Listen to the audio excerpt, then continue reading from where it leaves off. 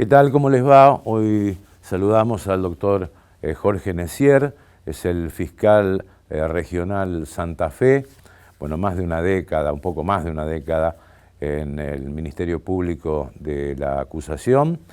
Y vamos a hacer referencia, entre otras cosas, a números que son preocupantes por un lado, que son para análisis por el otro, de lo que es el informe anual de rendición de cuentas de los fiscales, que por ley deben hacerlo, y que, bueno, ha traído algunas cifras que por primera vez se dan a conocer públicamente, como por ejemplo el tema de los suicidios en Santa Fe.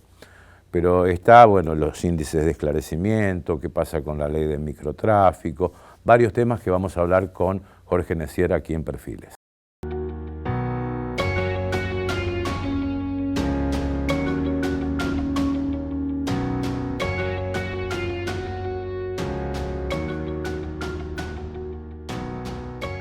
¿Qué tal, Jorge? ¿Cómo te va?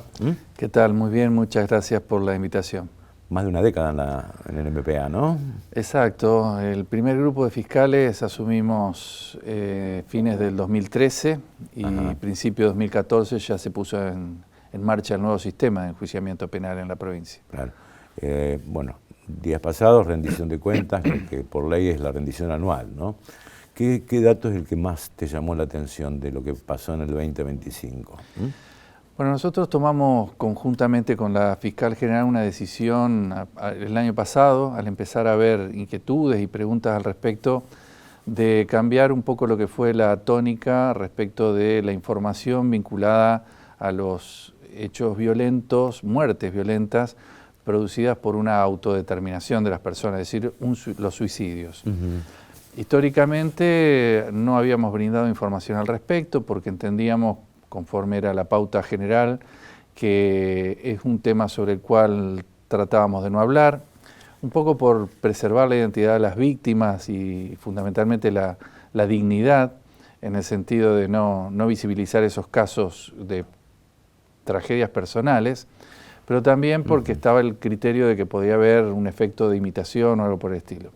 Sin embargo, en los últimos años ha habido, de parte de los organismos internacionales de salud, un cambio de criterio en el sentido de la necesidad de visibilizar este tipo de hechos, por lo menos en su dimensión o magnitud cuantitativa, para poder generar a partir de ahí, de esa información, políticas de Estado que permitan prever este tipo de situaciones y acompañarlas adecuadamente. Sí, incluso la psiquiatría moderna dice de que estos temas hay que hablarlos, en cierta forma. Claro, y en ese sentido tomamos como un primer paso analizar un dato genérico, cuantitativo de lo que fue durante el año 2025 y su comparación en contexto con el total de las muertes violentas que correspondieron a nuestra jurisdicción.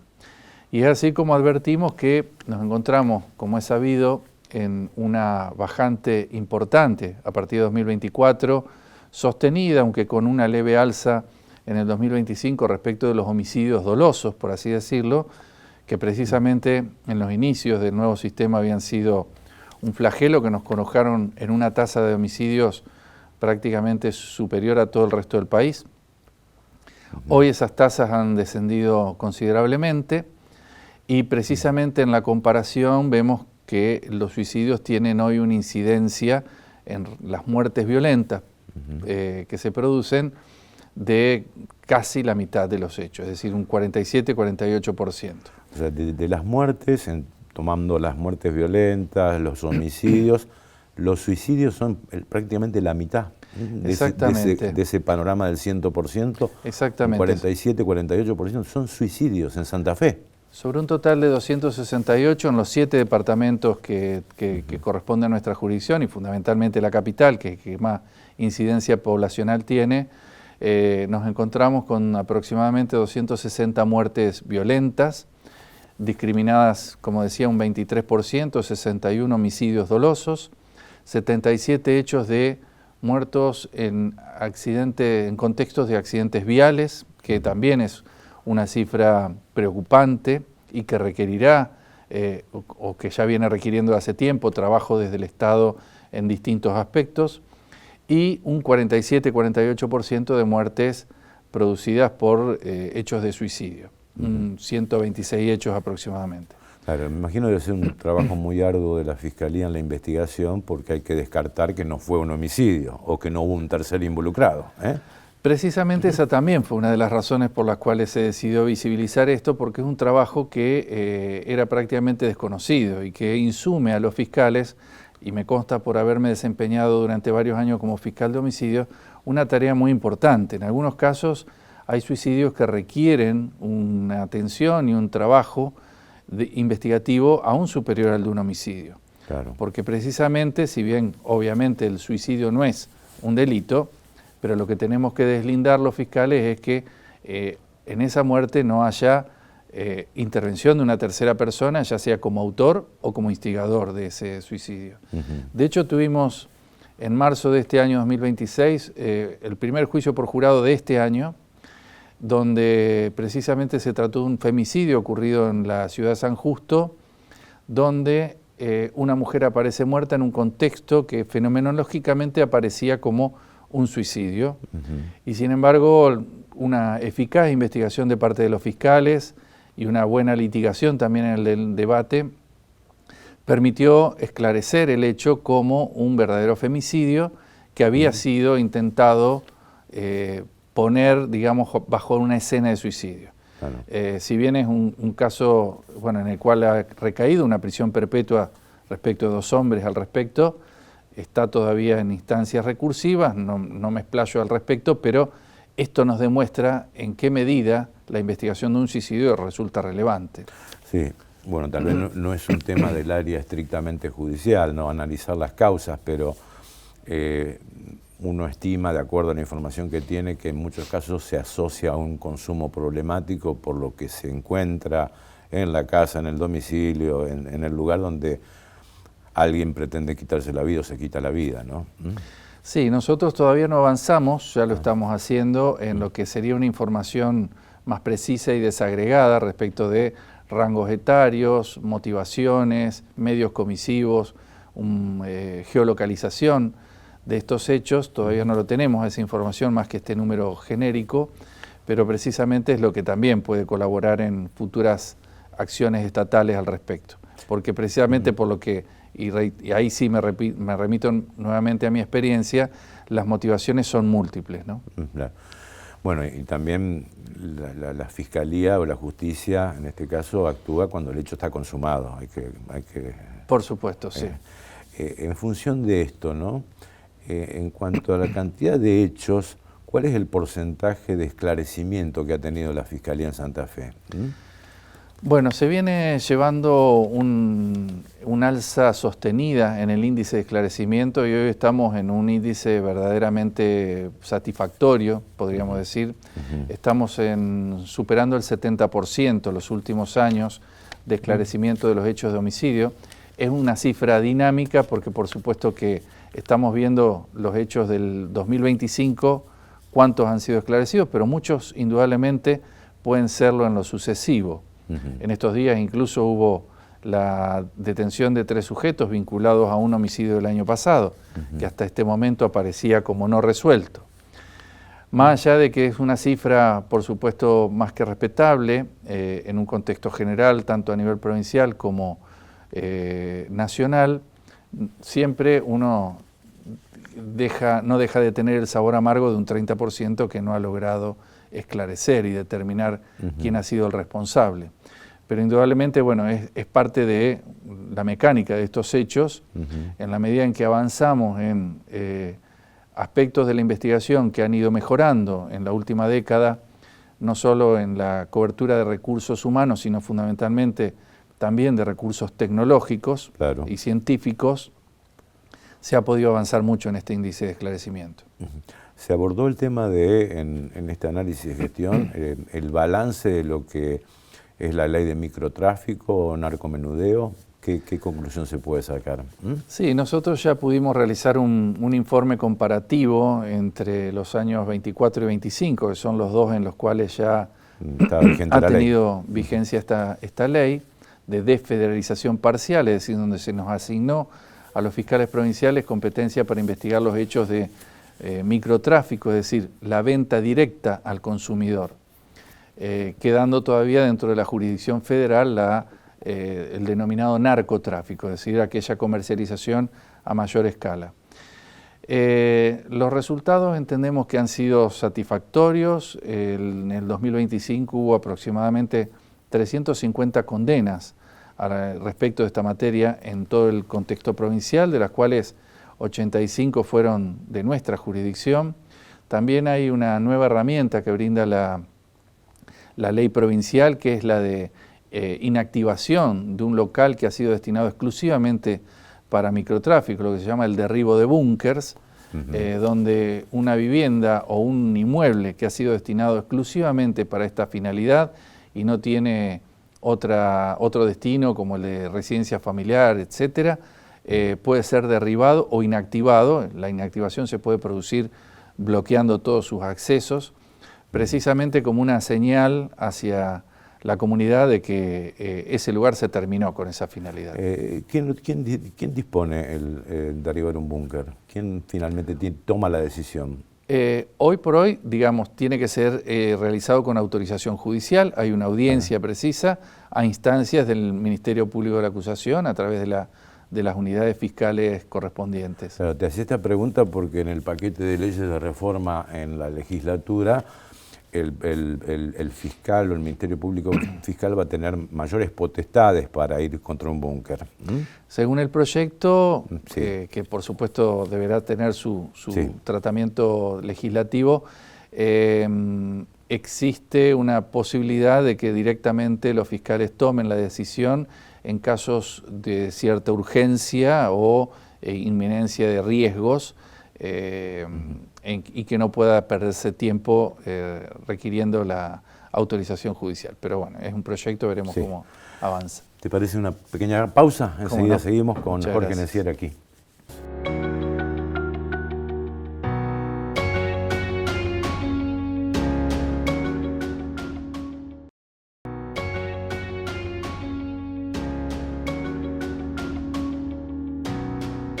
Bueno, seguimos con el doctor Jorge Necier. Bueno, en el bloque anterior hablamos del tema de microtráfico, búnker, también otro de cómo se define la competencia, porque hubo también algunos conflictos entre la justicia federal y la justicia provincial de cuándo es narcomenudeo y cuándo es microtráfico y cuándo es narcotráfico. Sí, afortunadamente nosotros en nuestra jurisdicción no hemos tenido mayores problemas al respecto. Se ha generado en todo caso una problemática respecto de la competencia fundamentalmente en el sur de la provincia. Y por decisiones jurisdiccionales, es decir, de la magistratura, no de los propios fiscales, porque había acuerdo entre los fiscales provinciales y federales en cómo dirimir estas cuestiones de competencia sin llevarla a una instancia superior, y sin embargo las cámaras penales han decidido contrariamente a estos acuerdos. En nuestra zona, reitero, en nuestro territorio no tuvimos esas problemáticas. Existe un muy buen diálogo con los fiscales federales y se acompañan las investigaciones más allá de quién sea el que las lleva adelante.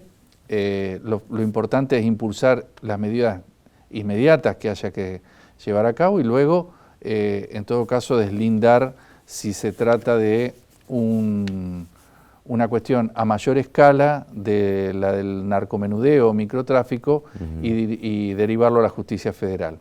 En tal sentido, tratamos de evitar precisamente cuestiones de competencia que, como sabemos, al no tener un órgano superior común, los fiscales del Ministerio Público con los fiscales federales, debe ser la Corte Suprema de la Nación la que resuelva en consecuencia, con lo cual indudablemente prácticamente tendríamos que olvidar, digamos, el caso y no podríamos seguir investigándolo.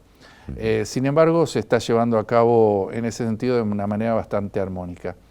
La forma que la ley establece para dirimir cuando existe una competencia local y estamos hablando de microtráfico o una competencia nacional no es precisa y exacta en cuanto a magnitudes del estupefaciente secuestrado ni respecto de algunas otras cuestiones, sino una cuestión más bien contextual de que evidentemente el ámbito y el lugar y la circunstancia en que se estaba desarrollando la conducta que estamos persiguiendo se trate de una venta directa al consumidor y no otro tipo de escalas. Bueno, la Fiscalía tiene distintas unidades específicas o especiales, ¿no? ¿Violencia de género aumentaron los casos o no? En términos generales se ha mantenido, Sí. existe sí desde hace varios años una gran cantidad de denuncias que se realizan tanto de lo que es la materia de violencia de género particularmente como de los delitos de índole sexual. Ajá. Seguramente se han brindado en los últimos años algunas herramientas que permiten que una mujer, y digo una mujer en términos generales, pero he sabido que los niños y hasta hombres pueden también ser víctimas de este tipo de hechos, pero que se ha tratado de facilitar la posibilidad de que alguien pueda denunciar un delito de esta índole. Y por otra parte también la visibilización de los resultados que se van obteniendo permiten generar la expectativa en alguien que es víctima o se siente víctima de estos hechos de que tiene sentido acudir a la justicia realizando una denuncia. Tal vez años atrás alguien que atravesaba este tipo de situaciones, lejos de encontrar una solución, se exponía más aún al realizar una denuncia. Claro. Hoy probablemente se le brinden herramientas para darle una chance a futuro de que su caso va a ser escuchado y tratado. Jorge, también como fiscal y también obviamente como especialista en derecho penal, en muy poquito tiempo entra en vigencia la reforma del Código Penal, que es la que baja los niveles de imputabilidad a 14 años. Primero, saber qué pensás, si estás de acuerdo, y segundo, si hay estructura como para, digamos, que no vuelvan a ocurrir hechos como, por ejemplo, las nuevas detenciones del matador del playero en Rosario, otros hechos que obviamente llevan a la reincidencia de los menores. ¿Está preparada la Fiscalía para esto? Sí, indudablemente va a significar una mayor carga laboral porque debemos tener en cuenta que el Código Procesal Penal del Menor en nuestra provincia, que hoy rige lo que es fundamentalmente las conductas de los menores punibles, que hasta hoy son aquellos adolescentes de 16, 17 años, y que a partir de la entrada en vigencia de la ley reformada en septiembre próximo se baja a 14, es decir, vamos a tener 4 años de rango para analizar. Pero hoy ya la ley prevé que los menores no punibles, es decir, todos aquellos de 15 años o menos, hasta el día de hoy, también tienen un tratamiento, particularmente en delitos con cierta gravedad, donde se generan también instancias y audiencias para analizar medidas cautelares, por supuesto no privativas de la libertad, tal vez socioeducativas o de otra índole, pero que requieren también un tratamiento. De todos modos, su inserción directamente en lo que es una posibilidad de imputación penal desde los 14 años va a incrementar la tarea propia de la Unidad Fiscal de Justicia Penal Adolescente, que hoy por hoy tiene un determinado rango y va a pasar a ampliarse, pero bueno, estamos trabajando al respecto y viendo de qué manera eso se va a absorber. ¿Estuviste de acuerdo con la baja de imputabilidad? Yo creo que más allá de estar de acuerdo, no, en principio entiende que todo aumento de la punibilidad tiene que estar fundamentado. En este caso, bueno, el fundamento estuvo dado en casos particulares específicos, muy graves, que se fueron dando, por supuesto, y que desde luego que la idea creo que es compartida, no solamente debe darse ese solo dato de la baja de la edad, sino acompañarlo de toda una actividad estatal que importe un tratamiento adecuado de los menores sometidos a la ley penal. Claro. No es un tema propio de las fiscalías, pero indudablemente habrá que articular una gran cantidad de cuestiones porque la ley nacional prevé concretamente acciones concretas respecto de los menores, más allá de lo que es un mero encarcelamiento o una privación de la libertad en un ámbito incluso diferenciado de los mayores, sino una serie de medidas y de una cantidad de medidas que deben adoptarse tanto respecto del menor, que ha tenido una problemática vinculada a la justicia penal, como a su entorno familiar, y que requieren una acción del Estado, por supuesto, mucho más amplia. ¿Qué significa que el MPA sea extrapoder, ¿no?, para nuestro público en general? ¿Qué significa esto? Bueno, hoy por hoy, digamos, el MPA tiene, si bien estamos en una etapa todavía de transición, donde existe pendiente la sanción de algunas leyes complementarias al texto constitucional, la propia ley orgánica del Ministerio Público de Acusación será modificada, habrá una modificación respecto de la situación de designación y de remoción también de los fiscales, pero de hecho el MPA ya contaba con una cierta autonomía dentro de un esquema hasta entonces legal, no con una previsión constitucional, para poder por lo menos diagramar lo que era una política de persecución criminal. Sin embargo, había una gran cantidad de factores, no solamente presupuestarios o económicos, sino administrativos, donde todavía había una dependencia del Poder Judicial. Por ejemplo, no teníamos posibilidades de realizar concursos de empleados para incorporar el personal de acuerdo a perfiles que entendemos pueden resultar los más adecuados para la labor que se realiza en el MPA. Entonces recibíamos empleados de una lista, esto es solamente un ejemplo, ¿no?, de una lista de un concurso del Poder Judicial y tal vez ni siquiera el personal tenía intenciones en manejarse en un área de derecho penal como sería el que le toca en el MPA. Hoy vamos a realizar esos concursos, quienes aspiren a ingresar van a tener claramente la vocación de hacerlo, y de igual manera vamos a manejarnos en una gran cantidad de aspectos administrativos que nos brindan y nos van a brindar independencia y autonomía en ese sentido. ¿En qué edificio? Bueno, eso vamos a verlo, nosotros acompañamos. La Fiscalía está alquilando varios edificios. En nuestra ciudad de Santa Fe, el MPA funciona en 4 edificios distintos. Ninguno de ellos fue acondicionado originariamente para un servicio de esta naturaleza. De hecho, donde funciona la Fiscalía General fue una clínica, después fue un anexo del Senado. Tenemos el gran espacio donde se concentra la mayor cantidad de fiscales, funcionarios y empleados, eran 2 galpones donde funcionó un diario, funcionaron dependencias de toda índole. Y indudablemente no es lo más adecuado. Nosotros valoramos mucho la tolerancia y la paciencia que tiene nuestro personal y nuestros fiscales para estar trabajando en esas condiciones. Siempre lo hicimos en la expectativa de que el tan anhelado segundo cuerpo del Palacio de Tribunales, que todos vimos construir y todos quienes pertenecimos al Poder Judicial durante décadas hemos anhelado, iba a ser el espacio en que se iba a concentrar esta actividad, no solo por una comodidad de los fiscales y empleados del MPA, sino por fundamentalmente una cuestión de mayor funcionalidad y eficiencia del sistema para las víctimas mismas, que tienen que hoy deambular por 4 espacios del MPA viendo dónde le van a devolver un celular que le han robado o una comisaría y después tener que ir a una audiencia en tribunales. La concentración en un lugar indudablemente era lo que iba a brindar eso. La Corte Suprema de Justicia tomó una determinación, la Fiscal General realizó un planteo al respecto que hemos acompañado, que todavía no ha tenido respuesta. Bueno, esperemos que haya una reflexión de parte del más alto tribunal de la provincia y permita que esto se canalice a través de lo que había sido prácticamente en primer lugar, una previsión constitucional en sus cláusulas transitorias. Y en segundo lugar, todo un desarrollo histórico de la última década que signaba que esto estaba previsto para ser un gran centro de justicia penal. Jorge, gracias por la visita, muy amable. No, muchas gracias, Guillermo, y nos vemos.